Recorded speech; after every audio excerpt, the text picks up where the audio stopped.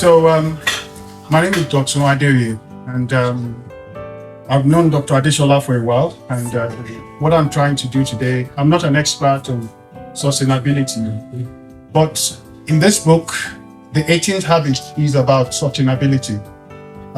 I did a research about the largest companies in the world, and one of the things I found out was that sustainability is what they have to do more and more now.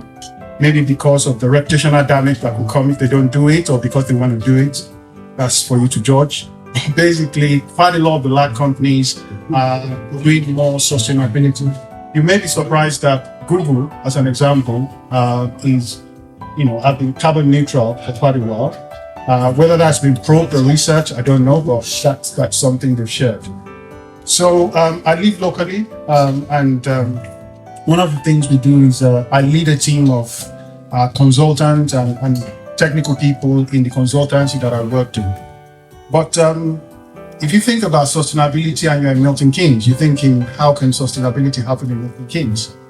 Well, if you really know the pedigree of Milton Keynes has been at the forefront of sustainability. I was looking at what Milton Keynes has done. The first UK active solar house in Bradville in 1972 was in Milton Keynes. So, and also, if you think about the first public electric vehicle charging point in 2010, was also in Milton Keynes. There are a few things going for Milton Keynes in terms of sustainability. So, Milton Keynes has a sustainability strategy from 2019 to 2050. And the three things that caught my attention there that potentially sort of linked to what we're doing here today is the three things about green energy, circular economy, and low emissions. So how can businesses in Milton Keynes get into, sustainability or being more sustainable? It's about embracing green energy, reduce, reuse, recycle, educate and innovate. And one of the things about education and innovating as a business is, why don't you think about a green idea of the month? Just do something green for the month and get the employees to get kind of buying into it. And I have two ideas because I had a 15-minute speech, but it's now 5 minutes. So I'm going to kind of wrap up with two ideas and a quote. The two ideas is when we think about circular ideas in terms of reusing. So Milton Keynes, we have 70 miles an hour, whizzing through the city center, and there are car companies here.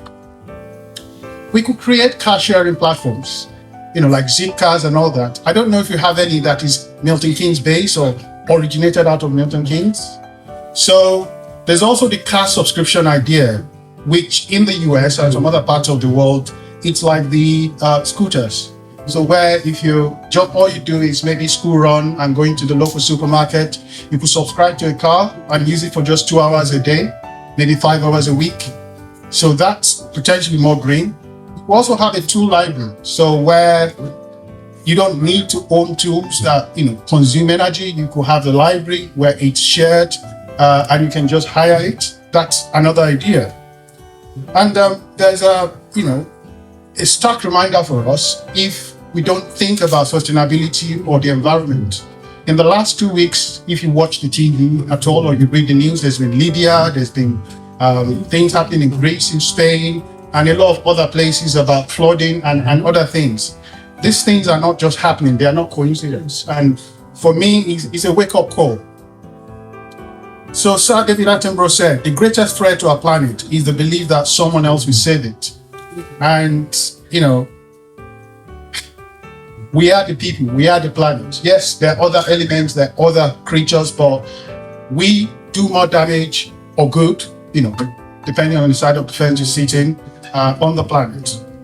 So this is Milton Keynes. We're famed for concrete cows and roundabout. We shouldn't go around in circles. I think we should just do it and be greener and more sustainable. Thank you. So my name is Rashmi Jivatkar. I'm the secretary of IDMK. And as a profession, I am a sales sales professional in data and analytics with BI, and I work for a company which is based in Milton Keynes. And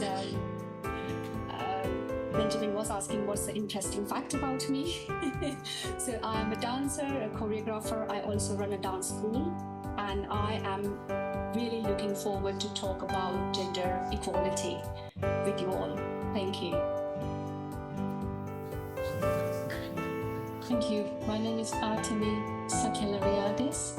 I head up the Center for Studies on Inclusive Education based in Bristol. It's a national charity set up in 1982, so we're now 41 years old, and it works to promote equality and eliminate discrimination in education. And my personal particular passion is about disability equality, and I've used a little time that I'd like to speak to you about that today. Thank you. Hi everyone, I'm Naomi. I wear many hats, but today I'm here to talk about access due to the lack of food. Also part of Sustainable Development Goals by the United Nations. Thank you. I have the honor of hosting three ladies talking about gender equality, inclusive education, and zero hunger. These are very, very important topic, of discussion. So let me start, with zero hunger. Naomi, are you aware of Milton Keynes Food Bank? So, what would you say their contribution have been to food security in Milton Keynes? First of all, their contribution has been massively, I would say, impactful. And the growth and the awareness they've created to end hunger has been fantastic over the years. I started living in Milton Keynes about 4.5 years ago, and this is one of the communities that I found that are very passionate about sustainable development goals. And has anyone ever been to the food bank before? Have you given to the food bank before? Great, you've given to the food bank. Do you realize how many people are hungry? Do you realize how many people are working but they can't afford 3 square meals? Do you realize how many kids go to bed without food? Sometimes we take some things for granted because we get it so easily. And you see, feeding is one of that. Access to food is one of that. And you'll be surprised that there are people earning, but they can't still afford the basic nutritious meals. And one of the goals of the United Nations is to end hunger. I hope I'm pronouncing hunger well. Do you understand what I'm saying? Is to end it. And this is a very passionate area for me because I run a foundation. I help women come out of domestic violence. And one of the things that stood out for me, so these women would organize programs for them to help them recover and come out of domestic violence. And last year we realized some of these women, they had kids, but they didn't even have enough money to feed. How do you talk to someone about survival when you've not fed them? How do you empower someone when you've not even fed them? Do you know how important a meal is? Do you know how productive you could get from just eating? Has anyone ever fasted before? Voluntarily. Exactly. I've done a religious fast before, and I remember it was for a period of time, almost 20 days. Trust me, by then I wanted to die. I was like, but you see, that was voluntary. I had hope to eat. I know that I could just go into the shop, get something to eat. So there was nothing that was killing me. But imagine those people that don't have that hope. Even the hopelessness will kill them faster.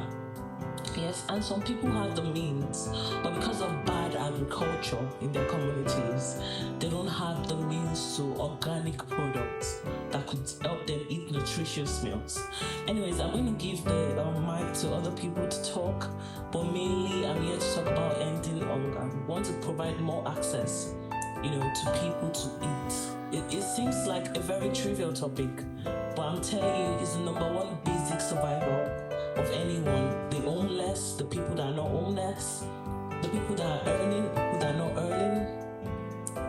such a big thing that we just overlook. The ability to be able to get into that shop and buy yourself a sausage roll. The ability to drink clean water, to eat organic food products. It's such a privilege that we're not even understanding, how great an impact, it will be in somebody's life, even if you could just donate a can of beans, a bag of rice, or if you could grow organic stuff in your garden. A lot of people, spoke about the Wolverhampton farm. I've never been there, but I'm going to go there because I like organic food products. Health, well-being. Let's even leave starvation. But even one of the goals of this Zero Hunger is also to provide good agriculture, good nutritious meals, because a lot of places that they even have this opportunity to eat are not eating healthy. People are dying from bad food, from scientifically grown food. People are dying, people are getting diseases, lives are being shot, are being cut down just because of food. So you see, it's really, really important, and you can support by even just donating to your food bank. Don't waste food. If you have leftovers, the people that grow food behind the doors, find out in your community. You could provide those waste to, the remaining of your supper, you could provide it to them. They will turn it into compost, they'll use it to grow. So you can keep recycling things, like they've spoken about carbon emissions and so many things. We can adopt those mentality in feeding also, in access to food, in reproducing food. Anyways, I hope I've passed the message to all of them.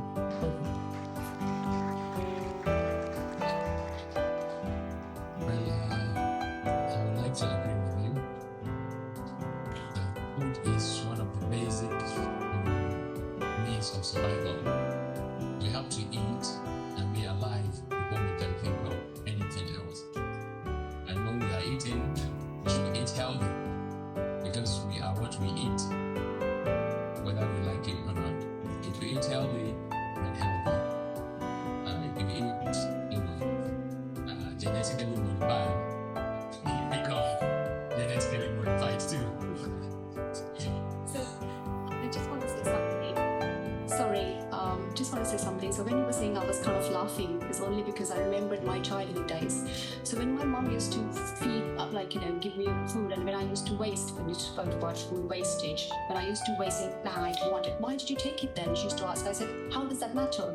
Don't waste the food, because there's quite a lot of people in the world who are starving. And my question to her every time used to be, how I'm sitting here, how if I waste the food, it's just going to go in the bin. How is going to help other who are, hungry? And then when she sat, because she was also like, I have to explain this to Rashmi. When she sat and when she actually explained me the whole ecosystem, how that works, and it's there. So you're absolutely right. Thank you.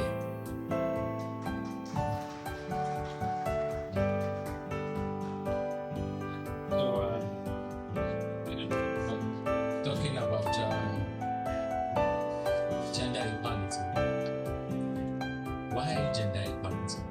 Is there any discrimination among the genders that need to be equalized? Gender equality is absolutely important.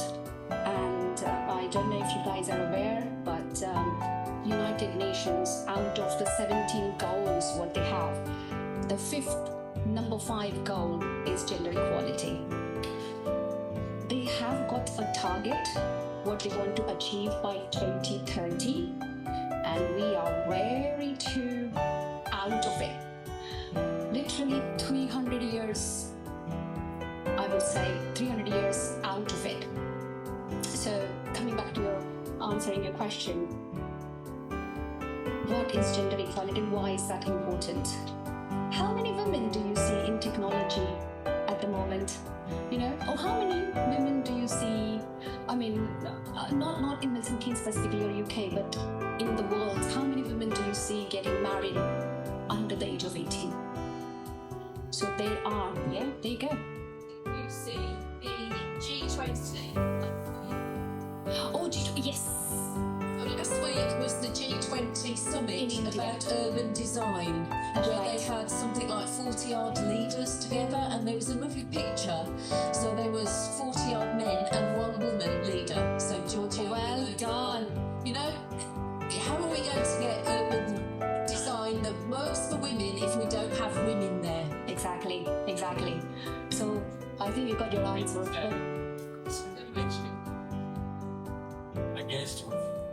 Absolutely, there is. Hence I'm sitting here and talking about it. So, again, my question: how many women are there at the moment in the technology area? How many girls and ladies are, kind of getting married when they are little? And we have to eliminate, we have to eradicate that gender, getting kids or girls married at an early age. Sorry. You can't not talk about these issues in Afghanistan and Iran. So Africa, how India. how do we as working towards SDGs, how do we support the countries? Absolutely. How can we support? So, United Nations absolutely are planning to support this through partnering with MNCs, multi-nations organizations, various different countries. Now look at Milton Keynes. We have got Santander here, right? And Santander is doing quite a lot of programs to bring ladies into the technology field, into the innovation field, right? Because that's what we're lacking. I'm saying it's there. So we are doing our bit, but we are lacking. I mean, you can imagine 300 years yet to achieve that gender equality. Few ladies yet to go on to, the project management, technology, the science areas. I mean, in nursing, there are quite a lot of, I would say,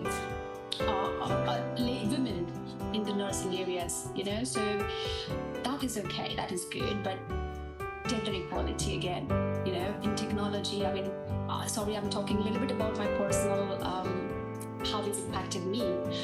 When I had done my graduation and when I wanted to interview into technology area, I didn't get the job. And that is when I said, this is it. I want to make my footprint. I want to do something in the technology area.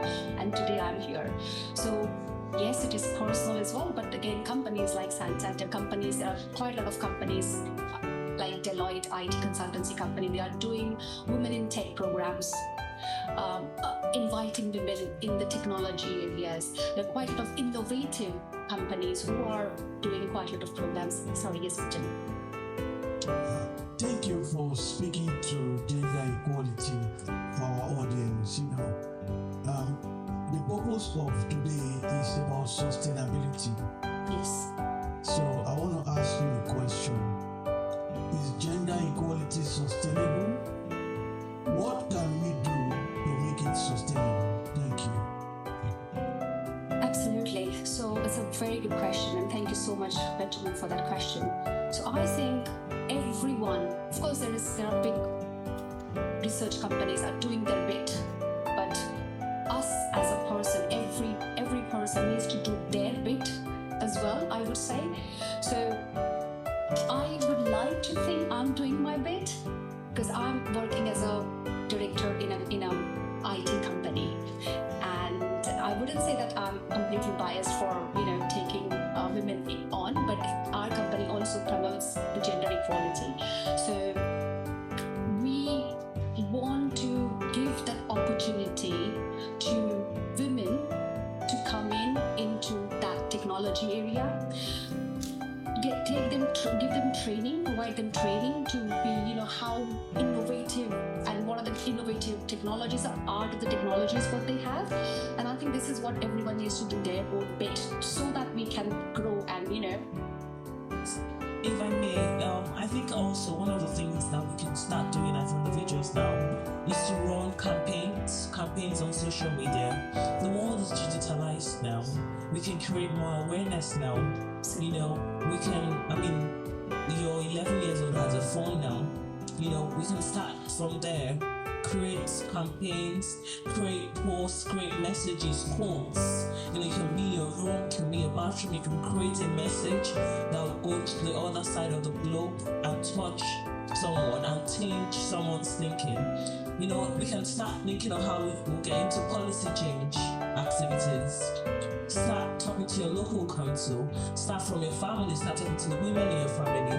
Don't forget that gender equality is a mentality thing. Yes. You know, it's built a lot of stereotypes. So even some women don't feel empowered to take some steps we're talking about.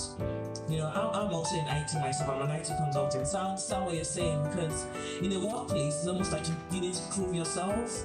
You and the guy next to you, you did the same thing. You went to the same schools. You have the same education, but he's getting more paid than you. But you have to work twice as hard as him. Institutional, you know, stereotype. You have to work twice as hard as him to be seen, for your input to be recognized. And when you find out the salaries, then you find out, why is he collecting more money than I am? And I'm doing more work than him. So you see, it's a mentality. It's a mentality we have to break. It's a biasness we have to break, and we start by giving awareness as to everything sustainable. I'm just going to support you also on when you said sustainable. Yeah. You know, I'm quite passionate about women, and the only way this can be sustainable is that continuous creation of awareness. Continuous creation of awareness. We have to continuously find ways. We have to be involved with technology, for instance. That's one way. We have to involve. Okay, there's a program like we're talking about this. Even I myself didn't do it. I should have invited more people.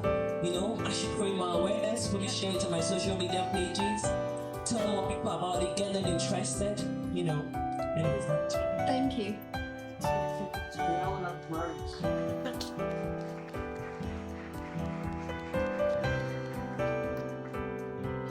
May I please add a comment on gender equality before we move on to the next Sustainable Development Goal? Because I think we can be agreed that if we see gender as binary, you know, there are either men or women, then men have the power and the privilege, and women have a catching up to do, and we have to enable that. But there is the grey area in the middle, and let's not forget that in you know, biologically, it's a continuum. It's not a binary. So there are transgender people right in the middle who are far more disadvantaged than anybody else, and let's just keep an open mind to that as well. And like you say, you know, we just need to keep an open mind and just act when we see something as unfair or an equality issue. So just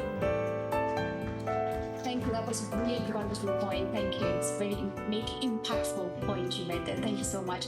And so there are a few enablers. I think the enablers, like main three enablers, what we could possibly promote is one, enhancing digital transformation, you know, so that lots of women get that opportunity. Also innovation. So new innovations would give an idea. I'm sure most of you must have heard about Chandrayaan, the satellite which went onto moon, you know, and that was from India. And yes, and that team was mostly led by the ladies. So that's proof that what ladies of this generation could do. You know, so if you could promote and enhance and, you know, boost that, I think that would be really great. And of course, as you mentioned, what we could do is financing, you know, provide funding towards the Sustainable Development Goals. I think that is what would be great idea to achieve that. Thank you. Well, I don't know, but I would like to, I can say, I'm trying to disagree or trying to convince myself and assess what you have just said. You know, working with a fellow colleague where they earn more than you. I don't know, are you working on the same level or working at a different level? And what will be the reason for such, you know, pay disparity? stereotypes and habitual behavior. Thank you, stereotype, mentality, bias. I was also going to add to the inclusion, you know, of transgender.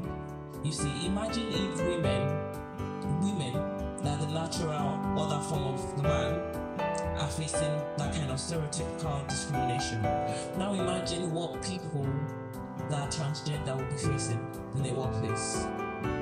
Just think about it for a moment. If you, woman, who was the one that birthed a man, is going through that, no respect for you, no acknowledgement for your pedigree. Now think for a moment how culture, religion, people's upbringing, mentality has affected their biasness towards that category of people, transgender, when she mentioned it. And I'm sure she mentioned it because she didn't talk about inclusion, but just think about it. Then go further and think about how they would see a disabled person that is even a man. A disabled woman, you see, it's getting worse. A disabled transgender. People need to be a bit more open-minded.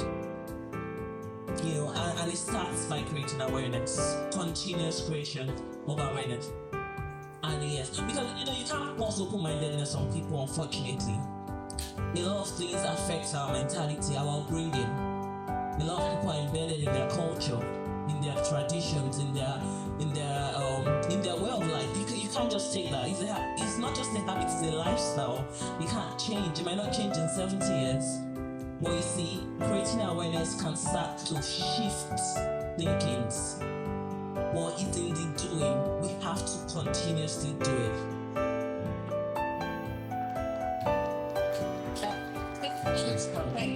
I totally agree, but I would implore us not to take the foot off the gas on the campaign for women's equality. Because if women win equality and change the system and get rid of those biases, those minoritised people, the non-binary people, the trans people will benefit too. But by focusing on those, we are taking our attention from the fact that we're all, as a larger group, women are half the population, we're actually over half the population. Get back to the population. And give back so much more, yes. But we deserve equity. It's not equality, it's equity. Yeah. Yes. Well, many people will say equity. Plus, equity is not equality. And what cannot be kept, yes, can be changed in some equality.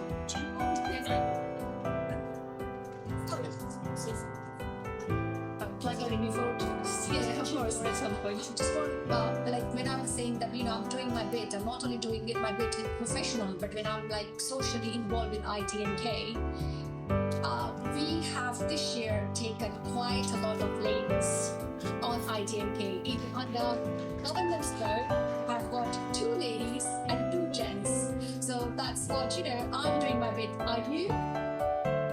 That's what I would like to ask. Thank you.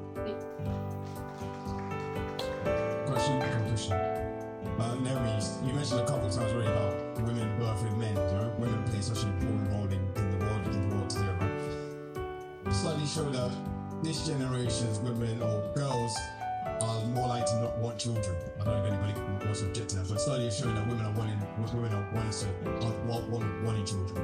Do you think that equality is having some roundabout adverse impact on women wanting to have children and raise families? Like every message can be misinterpreted. So we're saying equality. Now it still boils down to the person interpreting it. So once we preach equality, some people misunderstand what we mean by that equality and abuse the opportunity of equality. So, and again, it boils down to people's individual preferences. If you're a woman and you don't want to give birth, you don't want to give birth. If you don't want to marry, you don't want to marry. Again, why should societal mentality be forced down on us? Oh, you're a woman, you have to marry, you have to give birth. No, it doesn't have to be. So if there are categories of people that decide that they don't want to have kids, it's their choice. They have the freedom to do that. And that doesn't necessarily mean they've misinterpreted equality. It's just a preference. The fact that somebody is thinking that because equality is being discussed, some other people are thinking they could and use it as a tool is even wrong in itself if you think about it, because those other people should have their preference. Don't you think so? They should have the will and the freedom to express themselves in any way they choose.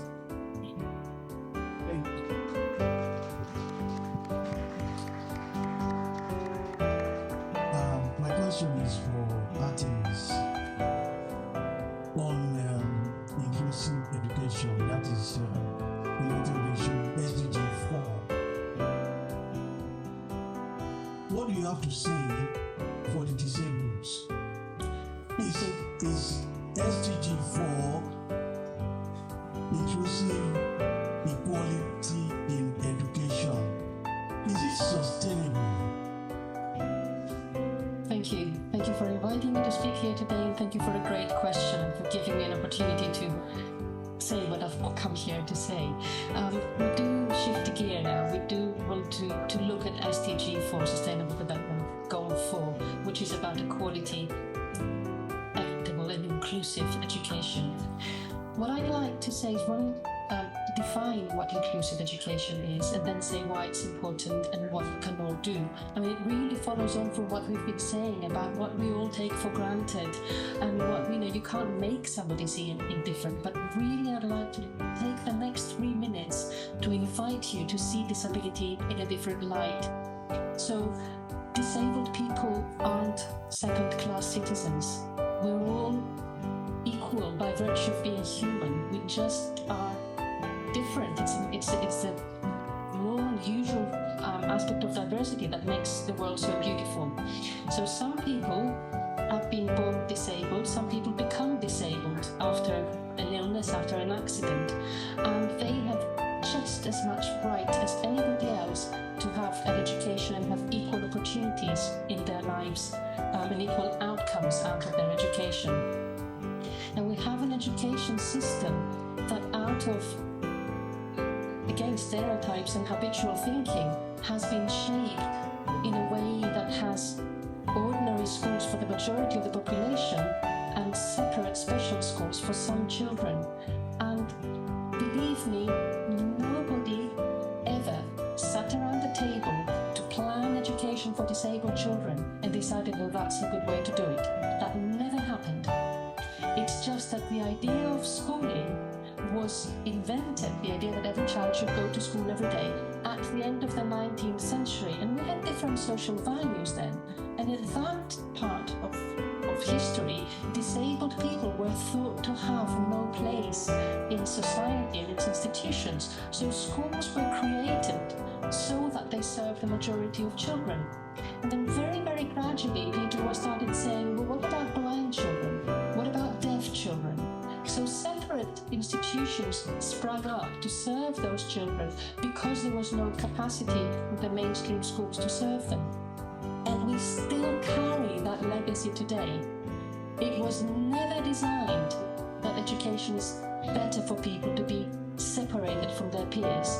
If you think what we learn in school, we learn a lot from our teachers and we learn the curriculum, but we also learn from our peers. We learn how to be a 5-year-old, we learn how to be a 13-year-old. And if you don't have that, then you're really missing out on life, you're missing out on your social capital. If you go to school at the margins of society, you're going to find it very, very difficult to belong in mainstream society when you come out of school. So, for that reason, that was a very long introduction to say that children belong in school together. And that is what inclusion means. It's a sense of belonging, it's a human right of every child.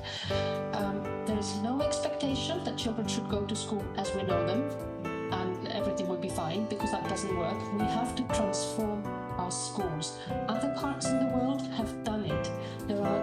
There's a different way of organizing teaching and learning so that every child can have their needs met. There's nothing that happens in a special school that can't happen in an ordinary school. We just have to open our minds to think differently.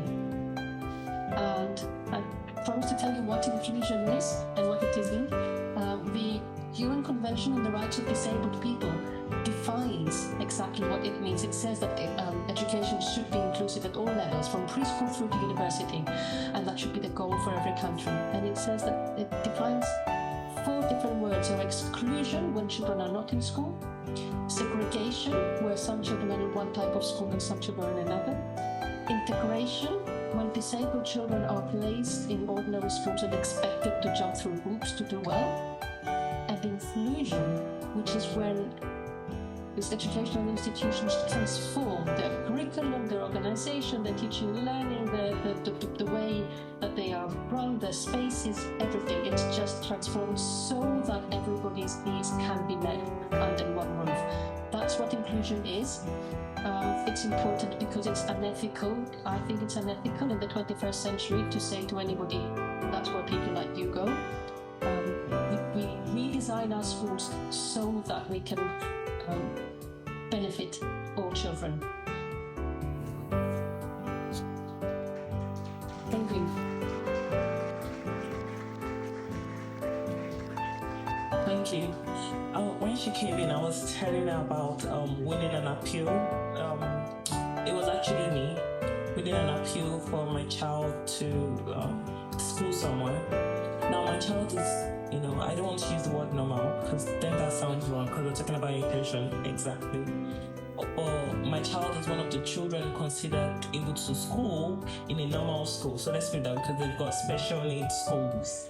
And I had to fight for this appeal because I wanted her to be in the same school with her siblings. I'm a single mom, so it's easier for me to do school runs and then go to work. And I remember in the panel of the appeal, one of the problems the school kept talking about was funding.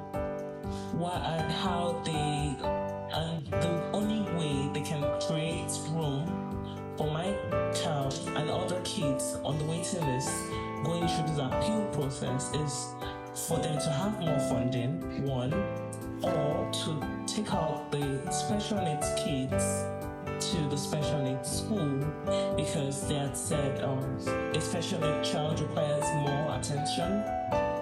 And so once they have a justification, I also understand the need for inclusion because I was born deaf in my left ear. And I come from Nigeria, and I can just imagine if I was born deaf in both ears. Now, I won't have the education I had. I won't have the knowledge I have because I won't even be opportuned, to have a normal educational or go through the normal educational system or interact with people. Like they're talking about those kids developing social skills. So I understand why this inclusion is quite important because we never really think about these things, And again, you said it's the way the educational system has been built. Yeah, thank you. Thank you.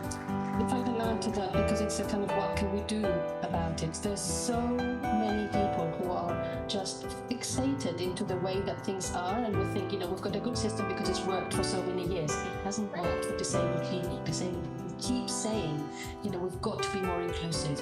And there are so many common reservations. We've got to have the funding, we've got to have the resources, we've got to have the trained staff, and of course all of this is important. But if we don't do anything until we can do everything, we end up doing nothing. And we really got to start somewhere.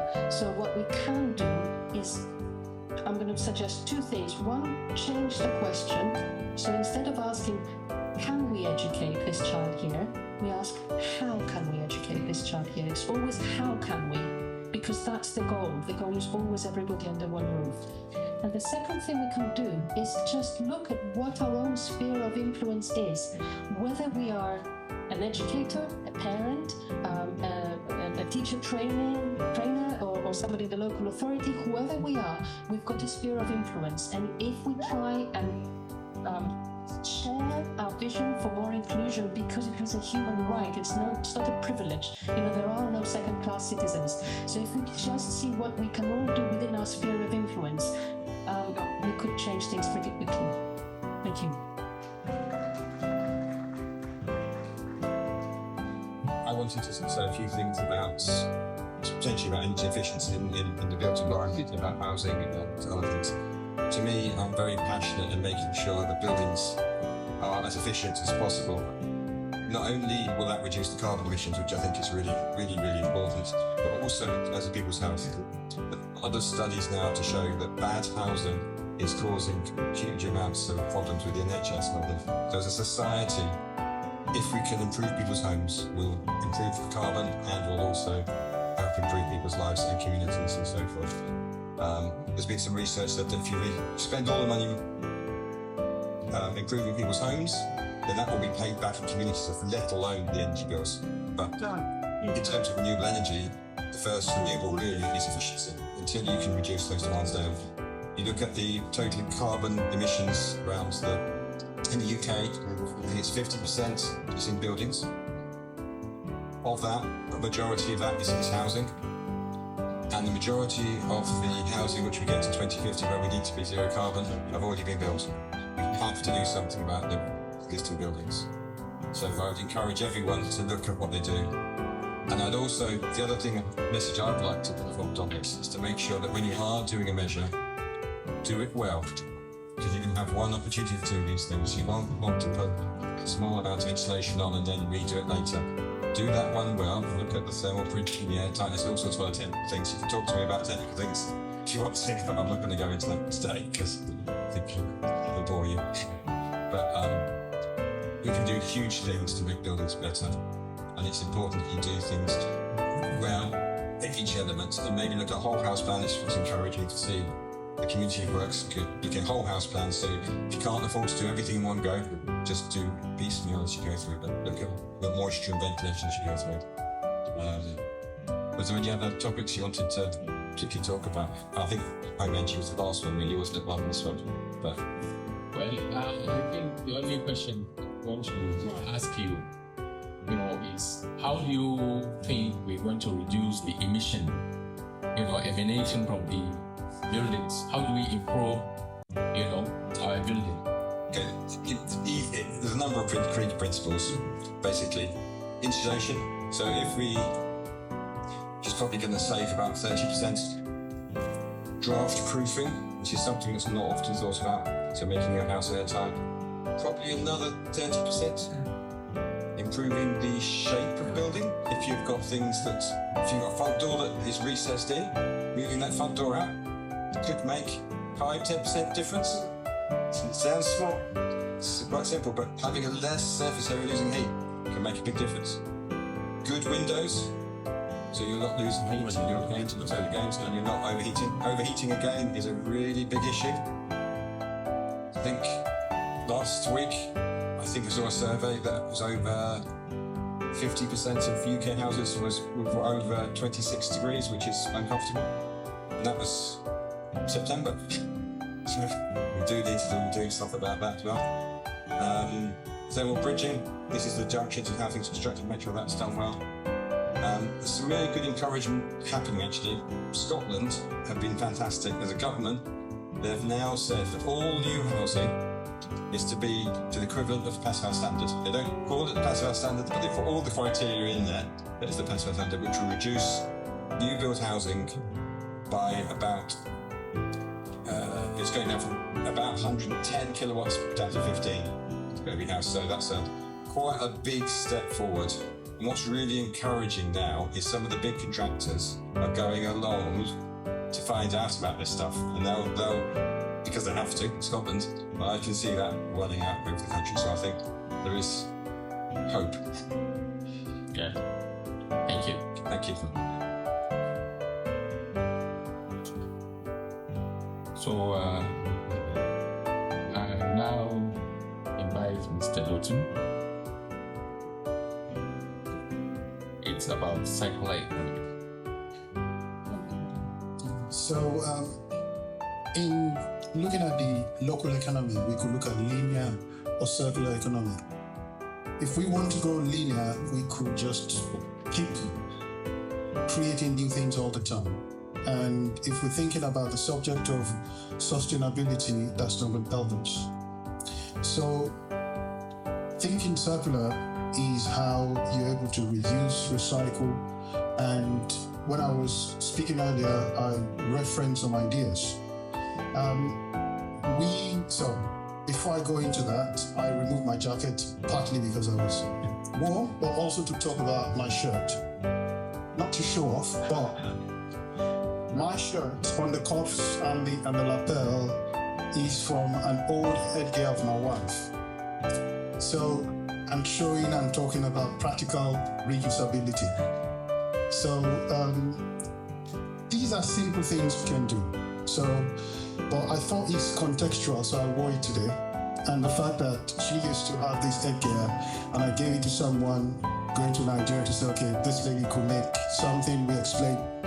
I mean, this is simple, but there are bigger ways. I mentioned the concept of having a car subscription club. So we have a few car companies in Milton Keynes, yeah? And what if the car company supports the local economy by having a situation where it's also a family-oriented city, right? So having a car subscription service where you don't need to drive your car, you don't go around polluting the environment, you can potentially just subscribe to use the car, like the scooters, and say, I need to use a car for 4 hours a week, or 2 hours a week, and you subscribe to use it that way. You have an app or a portal where you can see, just like the scooters, where they are, you pick it off, you drop it off, and that's it. That's a simple idea. It's about reusing, recycling, and you can also have, toy swap schemes where, I don't know if parents will buy into that, but with the good education, you don't need to buy new ones because you need to put batteries into them, the remote controls and whatnot. You can have the tool, library where you could swap tools and hire them as opposed to owning them because you need to plug them in to charge them. So you can reuse and recycle. And also the mayoress talked about some local shops where you can buy the charity shops. And in the past, with my Nigerian heritage, when I hear about charity shops, I think, oh, those are dead stuff where it's very old. But you go in there, you see very high quality things in terms of tools, in terms of books, in terms of different things. So it's not just, clothes or shoes. There are other things. So, and businesses in Milton Keynes can, as a practicality, say, when you finish using the flower pots you've used, instead of just keeping them, you could give them to charity shops where they can kind of reuse, upcycle them and sell on. And, we don't need to manufacture new things. So I'm talking about products and ideas because I'm a product innovation person. So I'm not as clever as an architect. So I'm just giving practical ideas of things we could use. And I just think that if we all do a little bit, I also mentioned the green idea of the month. In every business, you're always going to have that bright spark, someone really filled with ideas. Encourage people to come up with an idea about how to be more green.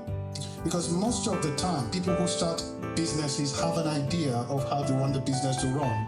But they do have junior people or interns or new entrants into the business who have very good ideas. If you promote the green idea of the month, you'll be surprised what ideas will come true. So I think these are a few ideas what the local Milton Keynes local businesses can kind of plug into and see how this can work, because the businesses have a lot of people working within them, and also as individuals, this is an idea, reuse your things. You can turn your, the ladies maybe turn their heart into fans for the summer, or you can make shoes out of old pairs of jeans and chinos. But these are simple ideas. Thank you. Thank you, Mr. Ali. And I want to seek for permission, to tell my wife to stop throwing away her old, cloth, so that I can be, taking part of it to recycling. Meanwhile, I think the only question I have for you is, how do you think we can still encourage people to use, considering the fact that people look at using something that somebody has already used as, something demeaning, That's an interesting question. I think I kind of pointed to that. It's a cultural thing, and I referenced my Nigerian heritage because we have this thing, we want to buy Tia Rubber, which is, it has to be brand new. Yeah. So for those who are not of Nigerian heritage, Tia Rubber means when you buy a car, you remove the plastic cover. So we have this Tia Rubber kind of aspirations to mentality that it has to be brand new. Well, evangelizing new ideas is about segmenting your market and knowing how you communicate appropriately to the different market segments. And if I was selling the idea of reducing recycling, if I go to a Nigerian, I would not talk about clothing. I would start with something else. And even if I was talking about clothing, I could use my own example because it's someone in the family. But you could talk about things like, CDs or flower pots or other things that are not, very personal or intimate. But also, there are other things we can do. It could be, instead of driving all the way, I remember when I used to live in London and there was something on BBC London about, walk more. You have the health benefit and the environment benefit as well. So instead of driving all the way, why don't we drive to a certain place and walk? These are simple things. It's about segmenting the message and making sure that the segment of the local community we communicate with, we need to understand how they think. And it all starts with research. You need to sort of have a focus group where members of the different communities groups are represented. And when the local council is doing the messaging, they understand how to communicate. Milton Keynes I was talking to the mirrors outside now, and she said Milton Keynes is now about 38% diverse. So there is a huge opportunity to bring different, groups of people to give an idea of how we could be more green. Because if you just bring a soft set of the community, the other will be thinking, what are you talking about? I'm not interested. But if you bring ideas that come from the representatives of every community in Milton Keynes, the messaging will resonate with everyone. I think that's an inclusive decision. Bringing everybody together on the table to, design and decide on what to do and the direction to focus on. Exactly. Thank you.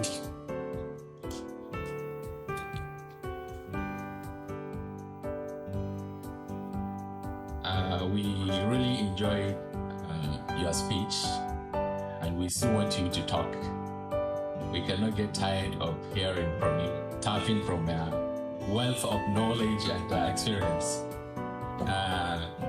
Mr. Michael, talk to us about, circular economy. Right, thank you for that introduction. I'm sure that if we'd been able to find someone else, we would have done. But in our movement, we have only a limited number of people who are free.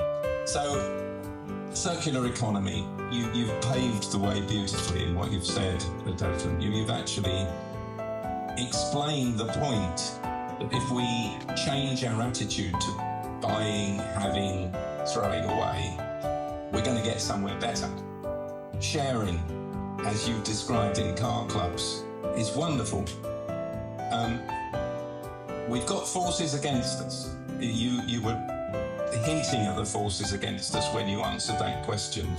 We are being persuaded all the time to want stuff, to buy stuff, and then throw it away because we can get the next better model, the next better car, the next better smartphone, whatever it is.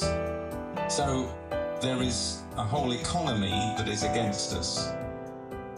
The good news comes from the diversity you mentioned and from young people who are saying, wait a minute, we're not sure we want to play this game, which is great. Now, that leads to the question, how do we get out of the game? And I'm not quite sure how to find a way into this. Let's start in Milton Keynes. There's a number of excellent eating places. One of them is a cafe run by the Camp Hill community. And you can get food there in the Camp Hill community, which is a working community with disadvantaged people. And they have excellent solar panels on the top, by the way, which leads to our first event. When you eat at their restaurants and you eat vegetables and salad, they are grown in their gardens. Grown in their gardens from compost, which comes from the households and from the cafe. Now that to me is one of the very best examples of a circular economy you can get. There is no waste in that. There is no byproduct that needs to be burying in a landfill site. That compost is going to grow the tomatoes which are going to appear on your salad. So one of the things that I wanted to do was to say, well, can we not perhaps learn from nature more? Can we not work with nature rather than against nature in the way that we organise and do things? We are already beginning to come up with ideas of how to do that. There is a person in the audience who's already working on ways of working with fungi to break down some of the plastic in the things that we throw away. So that is wonderful. What we want to do is to see how working with nature can teach us about that. We try and promote a way of growing stuff that is in harmony with nature. And Transition Town MK has got a group within us of enthusiastic growers. And if you Google the words Planting Up MK or go on our website, you will find out about that group and their activities. I wanted to mention that because we can't learn from nature until we get our fingers a little bit dirty, I think. Let's grow some more of the stuff we eat. Let's not buy it in plastic bags. Let's have it on our windowsills. That is going to be my plea. Now, how can we live circular economy in our daily lives? Well, we talked about voting, and to my simple answer to that is the best vote that you've got is your wallet. In other words, support the good guys, don't support the bad guys. Support the guys who are trying to do it as sustainably as possible. And I've obviously put some time and effort into looking things up and doing it in my own life. So I can give a few tips, obvious tips, for example, but I don't want to take up too much time. So I'll just mention two companies, and then if anybody wants any more tips, come and talk to me afterwards. Otherwise, I'm going to ruin the program. So tip number one is look at people who have managed to do away with packaging altogether. We did it for hundreds of years, well, certainly 100 years, with milk. We delivered milk to people's houses, and we either used their containers or we used a container that we recollected. Now, Milk and More, who deliver to Milton Keynes, have now got a whole range of products in returnable containers. And that includes cleaning products, other forms of juices, spring water, and there's a whole ethical discussion about spring water, but if you insist on spring water, why not get it in a bottle that is going to go back and get refilled with spring water? That is the most circular thing you can do with that. So that's one example. There's another example of a local organic vegetable delivery company that also delivers food. And they say every single item of packaging that they bring to your door, you leave outside the door for your next delivery, they take the whole lot back and reuse the maximum amount possible, nearly all of it. So all the stupid little packages of frozen water, they'll all go back to Abel and Cole, they'll be refrozen and I'll get them in a few weeks' time. Lovely idea. Now there's loads more I could mention, but the problem is we've got a very full program and I'm sure you've got other things you want to move on to. You can go on. We still tapping probably. Well, what you did with the other speakers was you threw a question at them. Yeah, So first of the all, question is coming to you. right? Okay, I'm ready for it. Well, all thanks to the social media. I believe social media give us more room, for reusing items. Yes. Taking a look at Facebook, you see a Facebook market, you see somebody advertising something he uses, Yes. selling it at a fraction of the amount he bought it. And I believe that is another form of circular economy. Instead of throwing it away, somebody who needs it will go out there, pay for it, take it, use it. So, aside that, what else do you think, how else do you think we can encourage more, reusable, in our economy? It's a very good point, and we're not good at getting it from the people who've finished with something and who don't want it anymore to the next person who wants it. There are obviously charity shops for clothes, but we don't have charity shops for certain other items that are bigger, take up more space. But one important point I think I'd like to add to that, because what you're saying exactly the right thing. We should share more. We shouldn't use things once. We should say, who else might want this? Who else can use this? But in the end, you're going to have a pair of garden shears in your garden that will not cut any. They're blunt. You need people to maintain and repair things.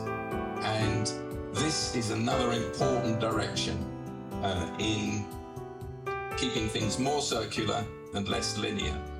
Because instead of going out and buying a new pair of garden shears, I can actually take them to, there's only one decent hardware store left now in Stony Stratford who will resharpen my garden shears, which is lovely.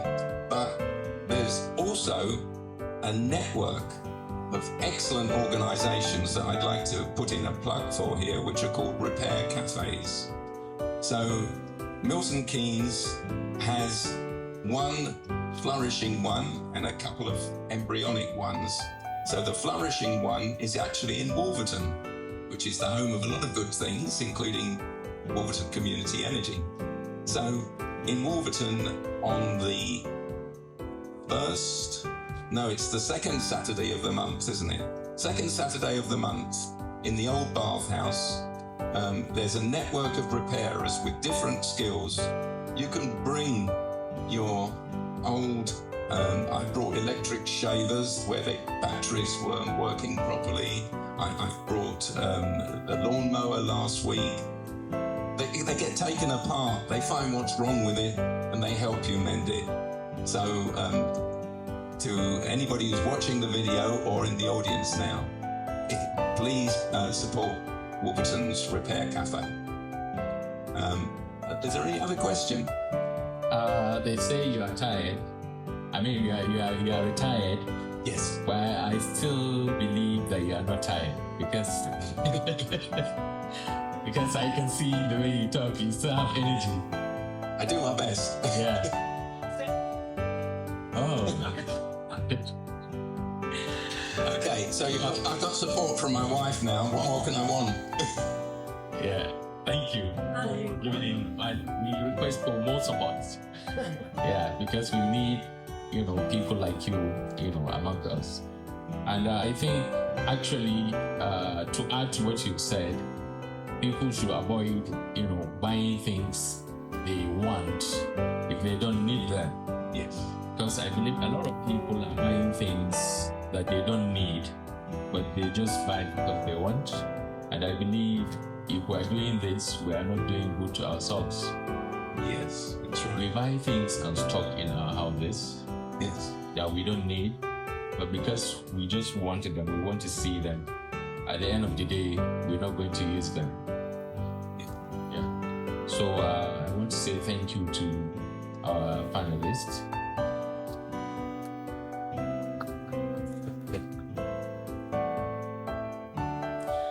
The next item in our agenda, I believe, is the troops, the ASEAN community dancers. So I don't know if they are around. Well, why is our DJ? Let him keep us entertained before the ASEAN community, the Asian community dancers. We'd be happy to take questions from the audience if there are any. All right.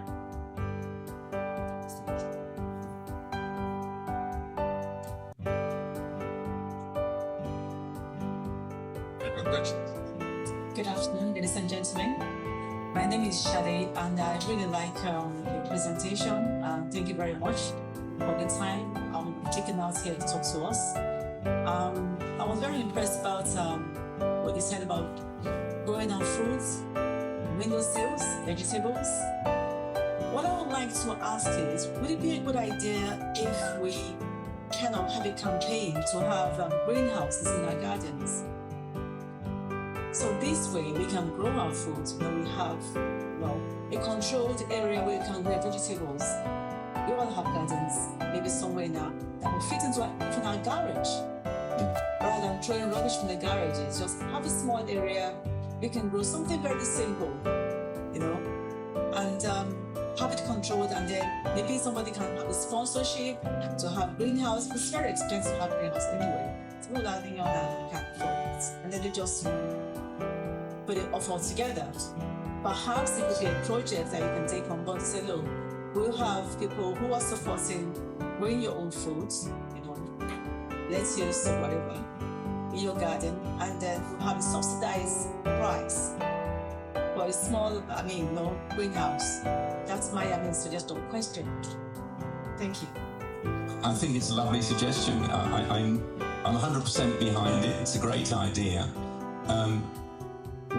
There may be a confidence issue that people don't feel they're confident to do it, and there may also be a practical issue because obviously not everybody has gardens. Some be in apartments and things, but they still have windowsills, of course. I'm going to address the confidence issue and provide the best answer I can. The best answer I can is, one, look at sharing. If you feel, I don't know, I'm too old, I can't get out in the garden anymore, my legs don't work properly. Why not share your garden with somebody who hasn't got a garden and share the produce? There are schemes in London where this happens, and other cities have this. And it's a very good idea, and I hope Milton Keynes could consider it. The other thing is learn from people who are already growing. So our Planting Up group are maintaining a sort of demonstration permaculture plot at the Westbury Arts Centre. If you go on to Transition MK's website or the Planting Up website, you will see there are work parties there. Go along to the work parties, meet other growers, and then you'll get that confidence that you maybe don't have at the moment. So that would be another suggestion that I could put forward to what is a very good idea, because I know that the tomatoes that I've grown or other people have grown on their windowsills taste completely different to the tomatoes you buy in the supermarket. And that's all the sales talk that I need.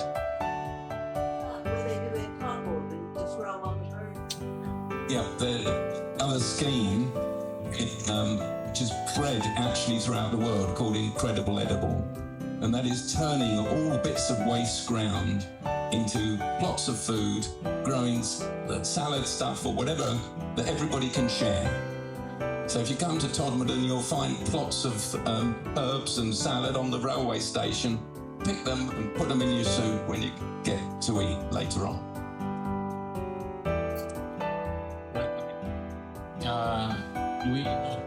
Have you got your dancers yet? We're just filling in for the dancers for you. Yeah. So as I was listening to everything, I had an idea. So, thinking about the businesses in MK, and I think Michael said about the challenges of space and practicality. The local companies, there are some with large spaces.